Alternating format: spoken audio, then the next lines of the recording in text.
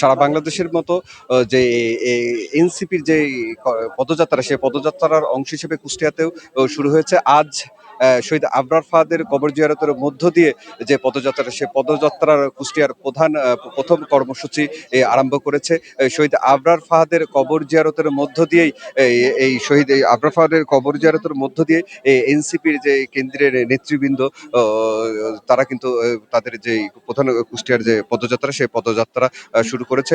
সকাল ১টার দিকে তারা কিন্তু এই আবরার ফাহাদের কবর জিয়ারত করেছে এবং শহীদ আবরার ফাহাদের পরিবারের সাথে তারা কথা বলছেন এবং সমবেদনা জানিয়ে তারা কিন্তু এই যে কুষ্টিয়া কুমারখালী থেকে তাদের যে পদযাত্রা, সেটি কিন্তু শুরু হবে।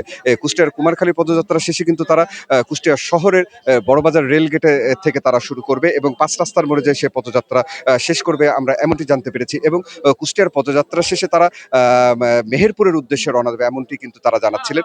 আমি যদি দর্শক আপনাদেরকে একটু ভালো করে দেখাই, তাহলে দেখবেন যে নাহিদ ইসলাম এবং সার্জিজ আলম সহ তো কুষ্টিয়াতে এনসিপির কেন্দ্রের যারা মুখ্য নেতৃবৃন্দ আছে, তারা কিন্তু এখানে কিন্তু কুষ্টিয়াতে অবস্থান করছেন এবং কুষ্টিয়াতে সকল শ্রেণী পেশার মানুষের সাথে কিন্তু তারা এই পথযাত্রার মাধ্যমে কিন্তু তারা তাদের যে অবস্থান, সেটি কিন্তু তারা জানান দিচ্ছেন। এবং এখানে কিন্তু আমি দেখেছি কুষ্টিয়া জেলার বিভিন্ন স্থানের কিন্তু নেতৃবৃন্দরা তারা কিন্তু এই একই পদযাত্রার সাথে কিন্তু যুক্ত হয়েছেন। তারা কিন্তু একত্রতা ঘোষণা করে কুমারখালী সহ কুষ্টিয়ার শহরের বিভিন্ন স্থানে তারা প্রদক্ষিণ করবেন।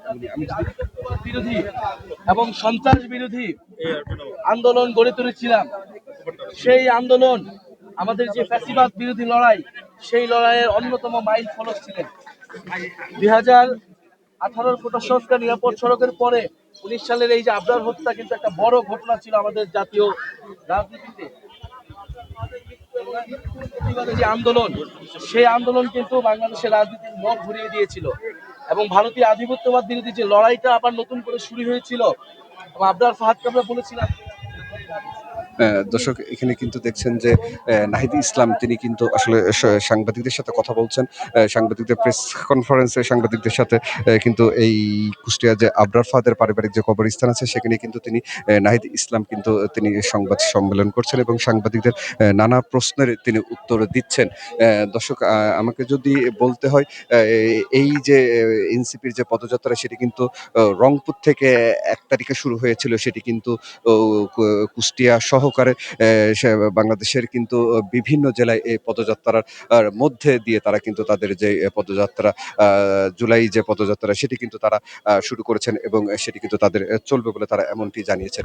দর্শক, আমাকে যদি বলতে হয় যে কুষ্টিয়াতে যে কুষ্টিয়া শহরের যে এনএস রোড যে ৫ রাস্তার মোড়ে আছে, সেখানে কিন্তু তাদের একটা সমাবেশ করবে।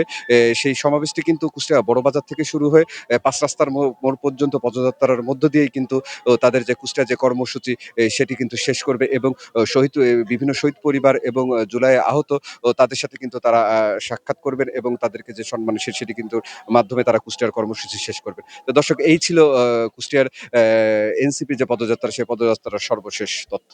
সনি আজিম, গ্লোবাল টেলিভিশন, কুষ্টিয়া।